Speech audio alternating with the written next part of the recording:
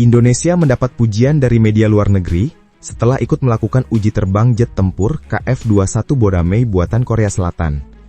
Walaupun sebenarnya pesawat tempur Rafale yang dipesan Indonesia dari Prancis akan datang lebih dulu sebelum KF-21 resmi masuk layanan. Para pencinta dunia aviasi, bayangkan sebentar. Indonesia sedang membuka lembaran baru dalam sejarah pertahanan udaranya. Kalau dulu langit Nusantara dihiasi F-16 yang setia terbang puluhan tahun, kini kita bersiap menyambut dua bintang baru, Rafale dari Prancis dan KF-21 Boramei dari Korea Selatan.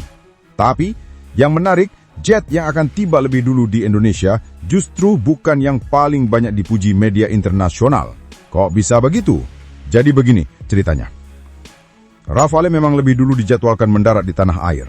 Tapi sorotan media asing justru lebih banyak ke pilot TNI AU kita, Kolonel PNB Muhammad Sugianto alias Mamot. Kenapa? Karena beliau berhasil menjalani uji terbang ke F-21 Boramei langsung dari kursi depan, bukan kursi belakang seperti uji coba 2 tahun lalu.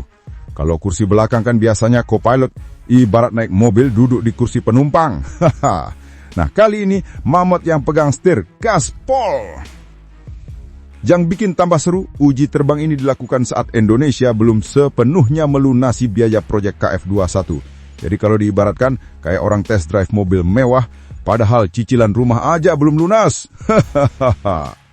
Media Korea sampai mencatat kontribusi Indonesia dipotong drastis dari 1,6 triliun won jadi hanya 600 miliar won. Dari jumlah itu kita baru setor 400 miliar won. Tapi hebatnya, pilot kita sudah ikut terbang resmi. Plak. Dan jangan salah, Mamot tidak sendirian. Ia didampingi pilot uji senior dari KAI, Ko Wisek. Uji coba dilakukan 1 jam penuh. Ini dianggap sebagai lompatan besar, karena dari sinilah TNI AU masuk ke level baru menuju pesawat tempur generasi ke-5. Nah, sembari menunggu urusan pembayaran proyek KF-21 ini beres, Indonesia juga kedatangan pesawat latih tempur ringan T-50. Rencananya, 2 unit akan tiba di bulan November 2025. Ini ibarat kursus kilat buat para penerbang TNI AU biar transisi dari jet generasi ke-4 ke generasi ke-5 tidak kaget. Karena kalau langsung lompat, bisa-bisa seperti orang baru belajar motor, langsung dikasih Hayabusa. Nah, sekarang mari kita geser sedikit ke Prancis. Indonesia sudah memesan 42 unit Rafale sejak Februari 2022 dengan kontrak 8,1 miliar dolar AS. Bayangkan, 8,1 miliar dolar itu kalau dipakai beli bakso bisa bikin lautan penuh pentol. Dan hebatnya, kontrak ini sudah lunas semua di Januari 2024. Bahkan ditambah lagi letter of intent untuk pembelian tambahan ketika Presiden Prancis Emmanuel Macron berkunjung ke Jakarta pada Mei 2025. Unit Rafale pertama pesanan Indonesia sudah dipamerkan Agustus 2025 lalu dengan nomor ekor T0301. Dan puncaknya terjadi September 2025 ketika 4 pilot TNI AU kita, Letkol PNB Binggi Nobel, Mayor PNB Eri Nasrul Mahlidar, Mayor PNB Ari Prasetyo, dan Mayor PNB Yusuf Atmaraga resmi menjalani penerbangan solo di Prancis. Ini bukan latihan tandem, tapi terbang sendiri-sendiri. Artinya mereka sudah resmi siap mengoperasikan Rafale saat pesawat itu tiba di tanah air. Lalu, di mana nantinya Rafale akan ditempatkan? TNI AU sudah menyiapkan Lanut Rosmen Nurjadin di Pekanbaru dan Lanut Supadio di Pontianak. Kenapa 2 tempat ini? Karena lokasinya dekat dengan Selat Malaka dan Laut Natuna Utara, 2 kawasan strategis yang jadi jantung pertahanan NKRI.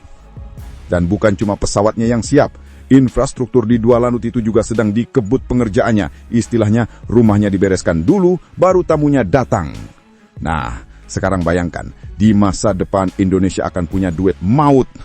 Rafale yang generasi 4,5 plus KF-21 Boramei yang menuju generasi ke-5.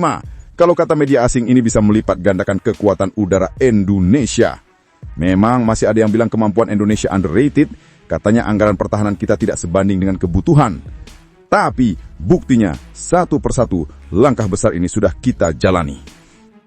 Nah, kalau kita tarik napas sebentar dan melihat gambaran besar, posisi Indonesia di kawasan Asia Tenggara ini bisa dibilang makin diperhitungkan.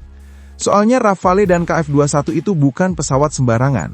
Rafale sudah terbukti di banyak medan tempur, mulai dari Afrika sampai Timur Tengah. Sedangkan KF-21 adalah program masa depan. jet generasi kelima yang dirancang bareng-barang oleh Korea Selatan dan Indonesia. Jadi kombinasi keduanya ibarat punya pemain senior berpengalaman ditambah pemain muda berbakat yang siap meledak di masa depan. Sekarang bayangkan kalau keduanya sudah berdiri di hanggar-hanggar lanut kita.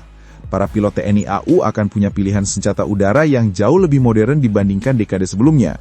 Misalnya Rafale bisa digunakan untuk operasi jarak jauh dengan persenjataan canggih, sementara KF-21 diharapkan jadi tulang punggung pertahanan udara modern dengan teknologi siluman alias stealth.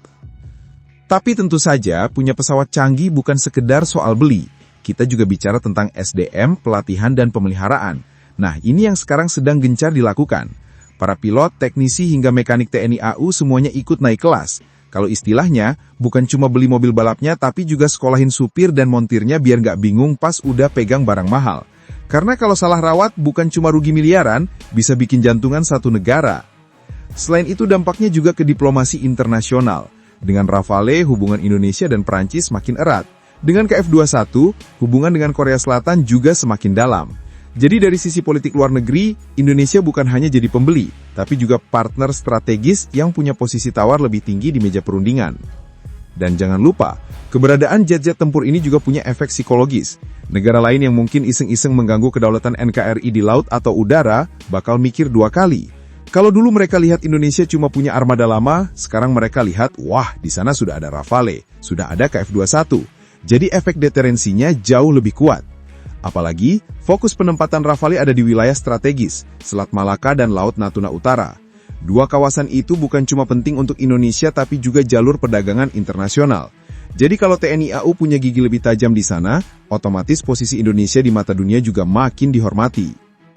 Nah, di balik semua kebanggaan dan gemerlapnya jet tempur baru ini, jangan lupa juga ada tantangan besar yang harus dihadapi Indonesia.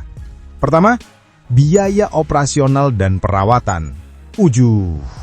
Punya Rafale dan KF-21 itu ibarat punya Ferrari sama Tesla di garasi. Keren banget, tapi bensinnya mahal, servisnya mahal, apalagi spare part-nya. Nah, kalau mobil mewah bisa ke bengkel spesialis. Pesawat tempur jelas lebih rumit. Harus ada teknologi, infrastruktur, dan SDM yang super siap. Kalau enggak, bisa-bisa jet tempurnya cuma jadi pajangan mewah di hanggar. Kedua, politik anggaran dalam negeri. Nah, kita semua tahu, setiap rupiah APBN itu diperebutkan banyak sektor. Kesehatan, pendidikan, infrastruktur, bahkan bansos. Nah, sektor pertahanan kadang jadi bahan perdebatan. Ada yang bilang terlalu mahal, ada yang bilang ini investasi masa depan. Jadi, TNI AU harus pinter-pinter menjelaskan kenapa investasi miliaran dolar untuk jet tempur ini penting bagi kedaulatan negara.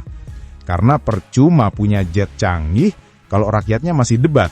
Buat apa beli pesawat mahal? Mending buat jalan tol sama sekolah. Ketiga, tantangan geopolitik regional. Indonesia ini letaknya strategis banget, ibarat rumah di perempatan jalan besar. Mau nggak mau, kalau ada negara lain yang punya kepentingan di kawasan, mata mereka bakal melirik kita.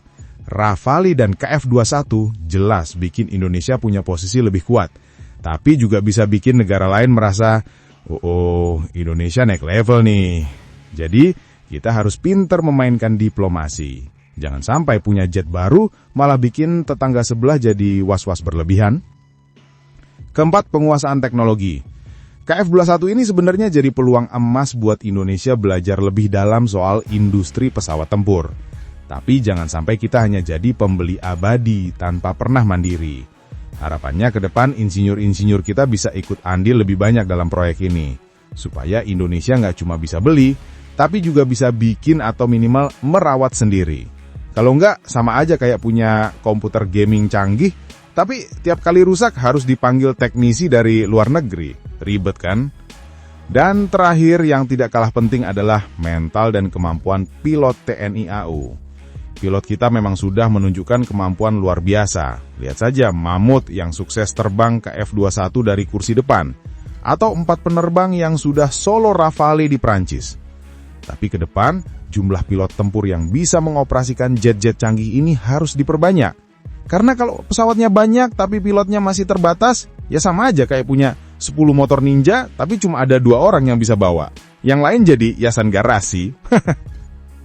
Thanks banget buat yang udah nonton sampai habis. Kalau suka, ya di-like aja. Kalau merasa cocok, langsung subscribe. Dan kalau jempol udah gatal pengen ngetik, antem aja tuh kolom komentar. Mau debat? Boleh. Mau bercanda? Gas. Yang penting sopan.